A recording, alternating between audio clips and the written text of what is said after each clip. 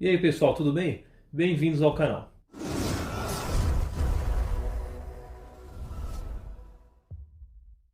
Bom, nesse vídeo eu vou fazer a apresentação de um escapamento que eu sempre tive vontade de ter, independente da configuração de motor que eu tenha. Quem conhece o canal sabe que gosto de teorias, informações técnicas, então eu vou passar nesse vídeo algumas informações e mostrar o procedimento de instalação do escapamento. Já adianto que, por conta de alguns serviços que ainda estão pendentes relacionados ao motor, eu não vou conseguir nesse vídeo fazer o funcionamento do motor ainda para a gente ouvir o som do escapamento, mas mesmo assim terão bastante informações interessantes nesse vídeo, tá ok? Em um vídeo futuro, quando eu fizer o funcionamento do motor e os primeiros testes iniciais, a gente já vai ter a oportunidade de ouvir o som do escapamento. Bom, se trata então de um escapamento da MAF modelo Performance. Esse modelo atende motores de até 2.300 cilindradas. Para preparações mais fortes, acima de 2.300, é indicado um outro modelo que possui um diâmetro interno, dos tubos ainda maior do que esse daqui. Bom, e passando um pouco de informações técnicas sobre o produto, ele é fabricado em máquinas CNC. Para quem não conhece, são máquinas computadorizadas que são programadas a fim de produzir peças como essa, com bastante perfeição na sua construção. Os cortes do metal são feitos a laser e jato d'água, e a montagem, a junção entre cada uma dessas peças para compor cada um dos conjuntos é feito utilizando-se um gabarito fixo, o que permite o encaixe e o alinhamento ideal entre cada uma das peças e, consequentemente, um alinhamento ideal também no momento da instalação do conjunto de cada uma das peças lá no motor no carro. Fixadas então essas peças no gabarito para fazer a união, de cada um desses conjuntos, é feito então um ponto de solda MIG, fixando as peças, e o processo é finalizado utilizando-se esse cordão de solda TIG, finalizando com esse acabamento. Esse aqui é o acabamento interno. Não há rebarbas, né? Dá pra ver que foi trabalhado o diâmetro interno. O corte também é bem bacana. É uma peça realmente de um ótimo acabamento, né? Falando sobre o material de construção, ele é um aço inox ou aço inoxidável. Existem diferentes famílias e classes de aço inox. No caso dessas peças, é um aço inox 304. Sobre as dimensões, os tubos têm um diâmetro interno aqui de aproximadamente 37 milímetros, e o que vai atender bem, uma vez que eu tenho uma saída nos meus cabeçotes de cerca de 32 milímetros. O diâmetro final aqui na ponteira é de cerca de 48 milímetros. Em dimensão similar, nós temos aqui na junção com o abafador, cerca de 50 milímetros. Na entrada aqui desse abafador tem uma rosca que já vem obturado com esse parafuso, que é para ser utilizado no caso de quem tem injeção eletrônica, assim como no meu motor. Aqui você colocaria a sua sonda lambda. Quem tem um carro carburado é só manter da maneira como ele vem, com o parafuso obturando essa saída, e assim ele já está pronto para uso. A peça maior do escapamento, no seu diâmetro interno, ele tem essa estrutura, acredito que seja para direcionar talvez o fluxo dos gases, E no seu diâmetro interno ele tem as galerias em si, que são ocas, São basicamente os canos que vêm do cabeçote, os coletores, e que se unem fazendo a ligação nessa flange que vai fazer o contato com o silenciador. O abafador ou silenciador, no seu diâmetro interno, possui aquela estrutura ali, uma tela e uma lã, uma malha, para reduzir um pouco o ruído. Obviamente o propósito aqui é um som esportivo, por esse motivo o fluxo dos gases passa praticamente que livre, Um ponto muito bacana nesses escapamentos é a questão das curvas perfeitas. O que seria isso? Ele não apresenta aquela estrutura enrugada ou nenhum estrangulamento, na seção da curva decorrente da deflexão do metal. No processo em que ele é submetido na fábrica, é possibilitado que esse diâmetro interno seja mantido em toda a seção do escapamento.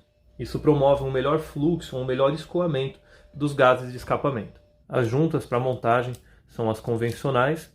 Elas são utilizadas no contato, com os cabeçotes e também na junção entre os dois tubos J, nesses pontos daqui, com a junção dessa peça principal. e a junta aqui nesse ponto de união entre essas duas peças é feito desse material aqui, cortado sob medida. A MAF recomenda a instalação com porcas convencionais desse modelo galvanizadas, né? Porém, por minha conta, eu vou utilizar porcas similares, porém que são porcas que foram submetidas a uma prensa, literalmente, tá vendo? Tem essa marca na lateral, elas têm esse perfil ovalizado, como dá pra gente ver de frente, proporcionando assim um alto freno. Aí fica como dica um produto bem interessante que eu vou usar para instalação do escapamento, que é esse Cooper 133. Ele se trata de um lubrificante, no caso desse, é uma pasta base cobre, né? Ele é formulado para aplicações como essa, com peças submetidas a altas temperaturas. Ele facilita a desmontagem, evita o travamento e quebra de porcas, parafusos e prisioneiros, como esse que algumas vezes a gente tem dificuldade de remoção, justamente porque são peças submetidas a uma alta temperatura, né? A faixa de trabalho desse produto aqui é bem grande, de menos 20 graus Celsius até 1100 graus Celsius positivos. Um outro exemplo bem comum de aplicação desse produto é nas roscas, né, de velas de ignição, para evitar também oxidação, travamento. Esse daqui é o aspecto dele. Ele tem esse aspecto cobreado, né? Justamente pela sua formulação com micropartículas de cobre. E no momento da instalação dos prisioneiros, lá nos cabeçotes eu já passei na rosca deles. Eu utilizei uma escova, né, para que ele entre as roscas. Uma camada fina, nada de excesso, porque aquilo que tiver em excesso vai acabar sobrando. E já deixei então essa parte protegida em contato com o cabeçote. No momento que eu for fazer a instalação, eu vou mostrar que eu vou passar novamente aqui e também na rosca das porcas e vou fazer a instalação definitiva. Um detalhe, se você estiver vendo e for utilizar nas velas também, no caso das velas, você não passa nas roscas do cabeçote, você passa somente nas roscas, na parte macho, digamos, na vela, né? Para você não correr o risco de passar na rosca do cabeçote, quando você pôr a vela, o produto cair para dentro da câmara de combustão, tá ok? No caso de velas, somente na rosca dela mesma. Estou simulando aqui com parafuso para você entender. O fabricante desse produto é bem conhecido nessa linha de lubrificantes especiais, que é a FBS. Eu vou deixar na descrição do vídeo o link, né, de onde eu comprei esse produto, que inclusive é de um valor bem justo e acessível aí, tá ok? Uma última informação antes da gente partir para a instalação é que esse modelo Performance possui em série, né, a saída para o lado esquerdo, o lado do motorista, assim como a gente vê aqui nesse modelo. Porém, por questões de projeto, qualquer motivo, você pode encomendar na MAF a saída para o lado oposto, lado direito. E ainda um ponto legal é que se eu optar por ter um som um pouquinho menos forte e fazer a utilização também das duas saídas originais do Fusca, aqueles dois cortes que tem na saia, eu posso comprar somente a ponteira do modelo Speed Road, pois os dois têm o mesmo encaixe aqui na flange, então eu tenho que fazer somente a remoção dessa parte e a instalação do outro modelo aqui, fazendo a utilização então das duas saídas originais. É uma aquisição que eu pretendo fazer posteriormente, assim eu tenho as duas possibilidades de som, né? E também de estética com as duas ponteiras, funcionais ou não. Além, é claro, de economizar um pouco, porque eu tenho que comprar somente a saída e não todo esse conjunto novamente. Vamos então para a instalação do escapamento. Me desculpem se vocês perceberem, né, uma diferença no áudio, mas é porque eu estou reeditando por conta da localização onde o Fusca fica, que tem muito ruído externo. Eu iniciei instalando as juntas nos 4 pontos dos cabeçotes. Para evitar o travamento entre as peças ou a solda a frio, como é chamado, estou aplicando aqui o Cooper 133 nas roscas, usando uma escova para me auxiliar. E apliquei também nas roscas de todas as porcas. Então beleza, as faces de contato limpas, pronto para instalação.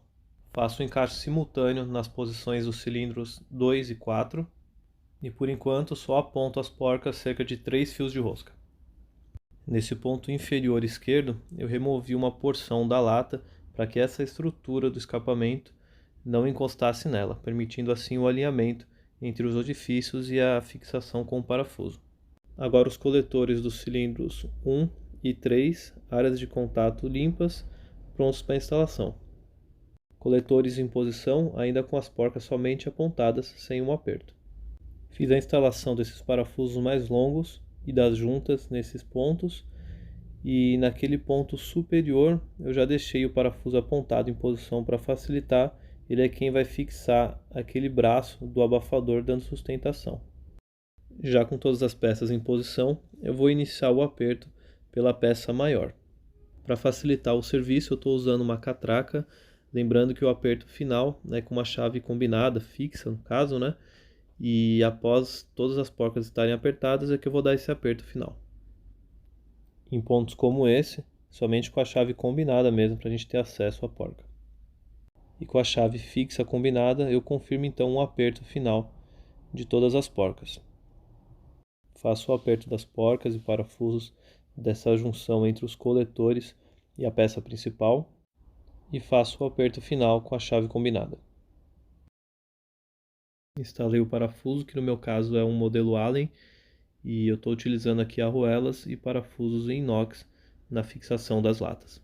No lado direito, nos cilindros 1 e 2, não houve o alinhamento ideal entre esse braço do coletor com a rosca das latas. Então eu vou optar nesse caso por fazer uma nova furação e utilizar uma porca solta pelo lado de dentro.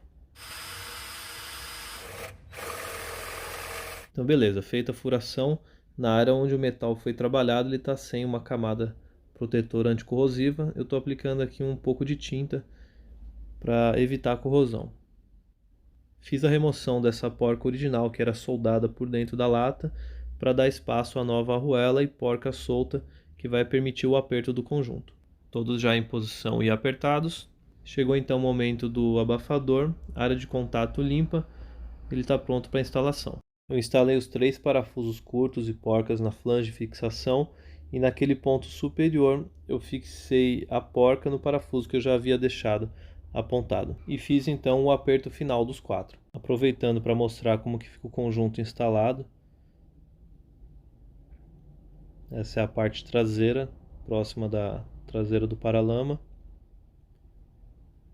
Nesse ponto a gente consegue ver a distância que ele fica da estrutura, né?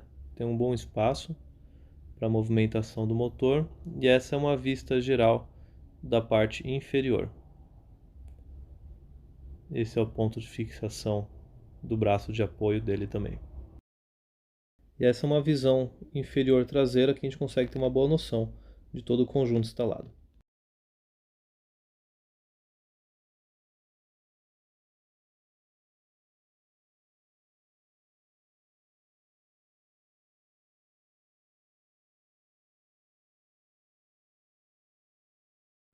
Como eu gosto do carro com uma mecânica um pouco mais forte, porém com uma estética próxima do original, eu confeccionei esse suporte para ponteiras com miolo. E não tem muito segredo na construção, fiz sob medida lá.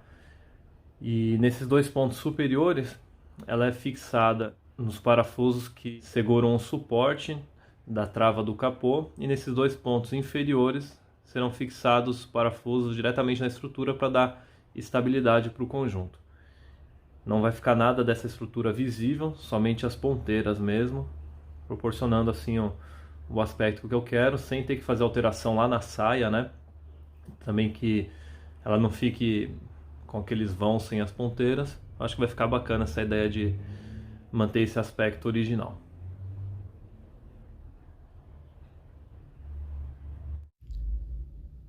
Aqui eu já fiz a instalação das ponteiras.